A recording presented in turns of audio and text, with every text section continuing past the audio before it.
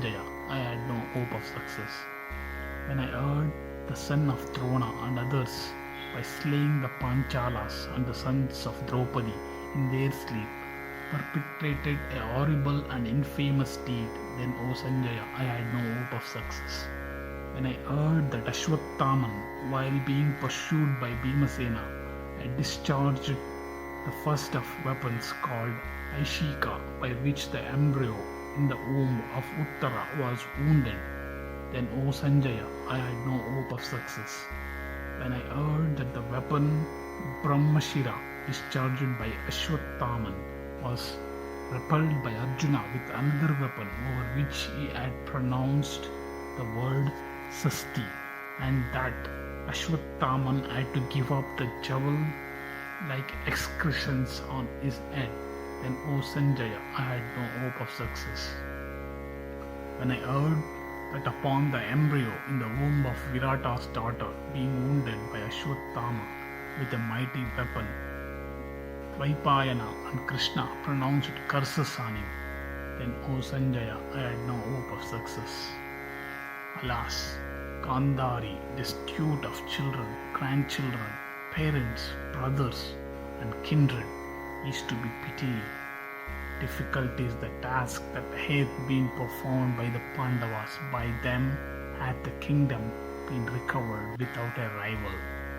Alas, I have heard that the war hath left only 10 alive, 3 of our side and Pandavas 7, in the dreadful conflict. 18 Akshwahis of Kshatriyas have been slain. All around me is utter darkness, and a fit of swoon assailed me. Consciousness leaves me, O Suta, and my friend is distracted. Sauti said, Dhritarashtra, bewailing his fate in these words.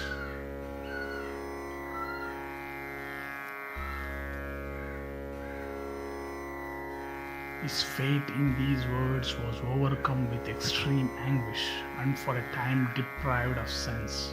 But being revived, he addressed Sanjaya in the following words. After what hath come to pass, O Sanjaya, I wish to put an end to my life without delay.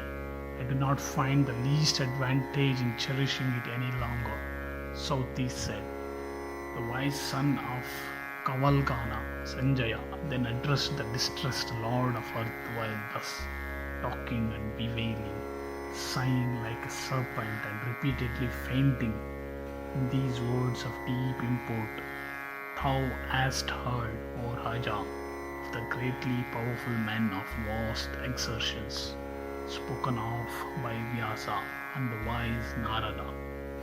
Men born of great royal families, resplendent with worthy qualities, versed in the science of celestial arms, and in glory emblems of India, men who, having conquered the world by justice and performed sacrifices with fit offerings to the Brahmanas, obtained renown in this world, and at last succumbed to the sway of time. Such were Saivya, the valiant Mahabharata, Srinjaya, great amongst conquerors, Suhotra,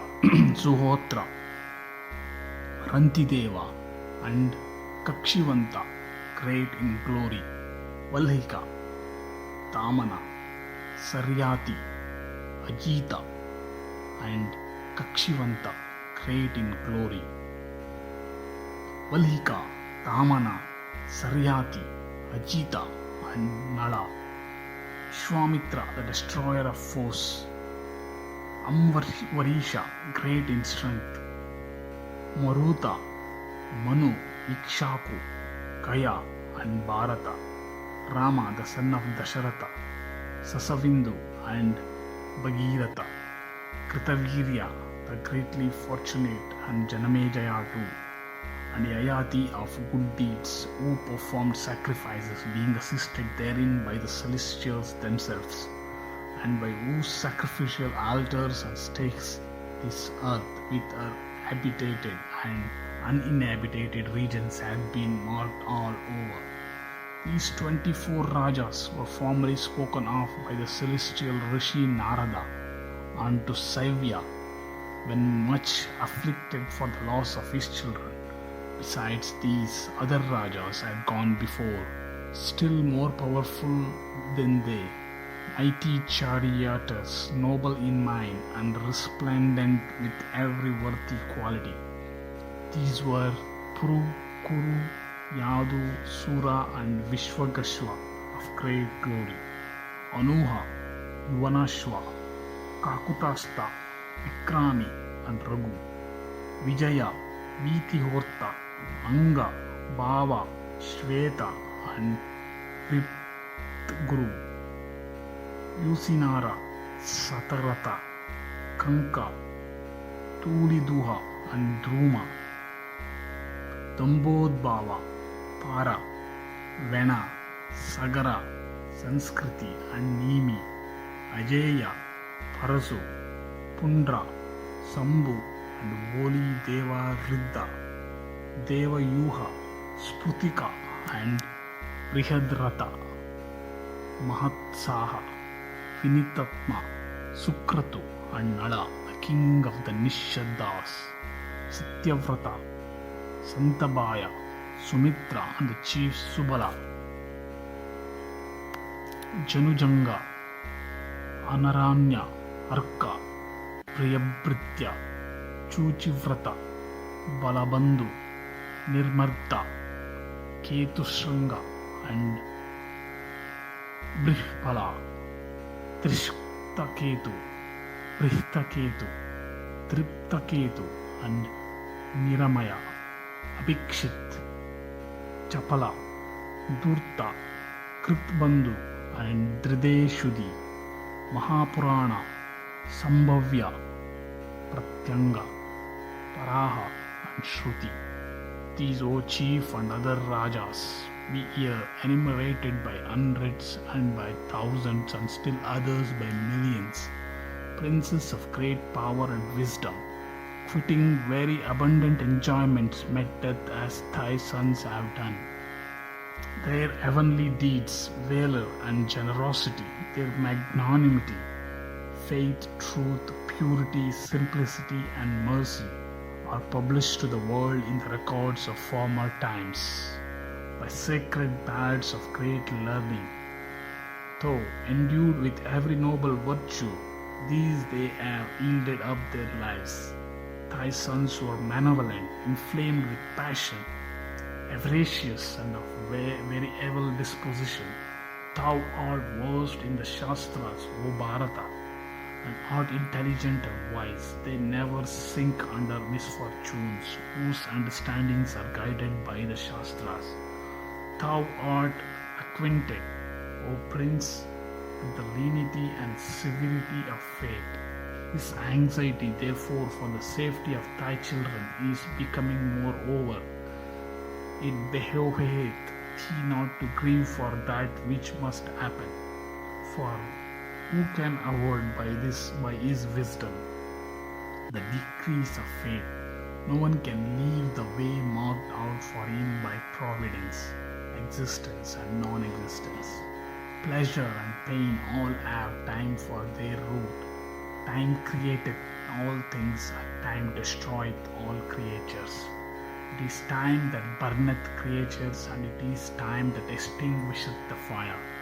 All states, the good and the evil, in the three worlds, are caused by time. Time cutteth short all things and createth them anew. Time alone is awake when all things are asleep indeed. Time is incapable of being overcome. Time passeth over all things without being retarded, knowing as those that all things past and future and all that exist at the present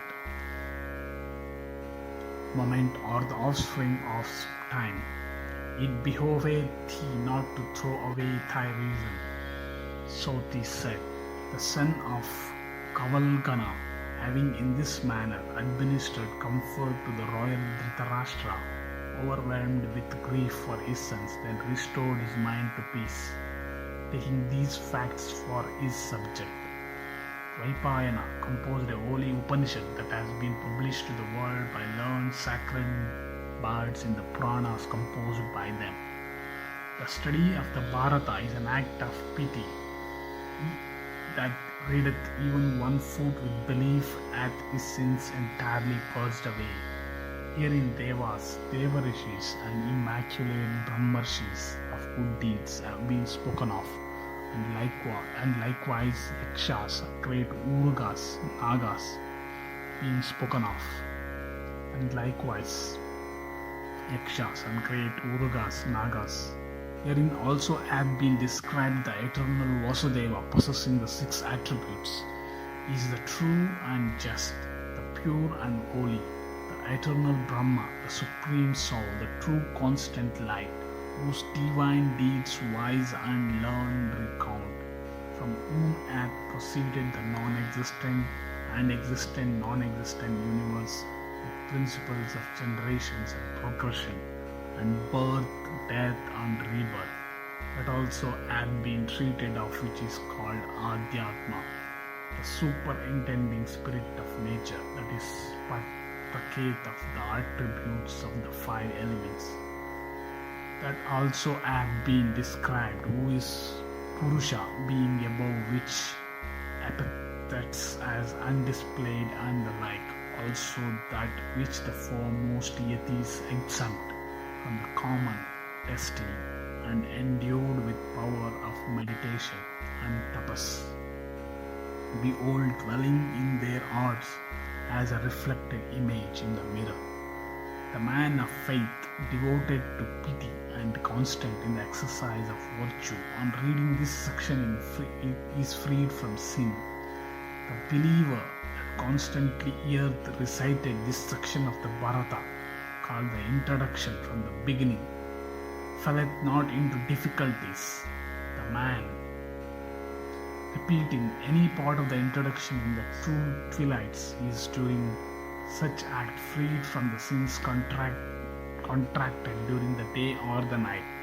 This section, the body of the Bharata, is truth and nectar, as butter is in curd, Brahmana among bipeds, the Aranyaka among the Vedas, and nectar among medicines, as the sea is eminent among receptacles of water, and the cow among quadrupeds, as are these among the things mentioned, so is the Bharata said to be among mysteries. He that causeth it, even a single foot thereof, to be recited to Brahmanas during a Shraddha, his offerings of food and drink to the manes of his ancestors become inexhaustible. By the aid of history and the Puranas, the Veda may be expounded, but the Veda is afraid of one of little information lest he should it. The learned man who recites to other this Veda of Vyasa reapeth advantage. It may without doubt destroy even the sin of killing the embryo and the like. He that readeth this holy chapter of the moon readeth the whole of the Bharata, i.e., the man who with reverence daily listening to this sacred work acquireth long life, renown and ascent to heaven. In former days, having placed the four Vedas on one side and Bharata on the other, these were weighed in the balance by the celestials assembled for that purpose. And as the latter weighed heavier than the four Vedas with their mysteries, from that period it hath been called in the world Mahabharata, the great Bharata, being esteemed superior both in substance and gravity of import. It is denominated Mahabharata on account of such substance and gravity of import. He that knoweth its meaning is saved from all his sins. Tapa is innocent, study is harmless. The ordinance of the Vedas prescribed for all the tribes are harmless. The acquisition of wealth by exertion is harmless, but when they are abused in their practices, it is that then they become sources of evil.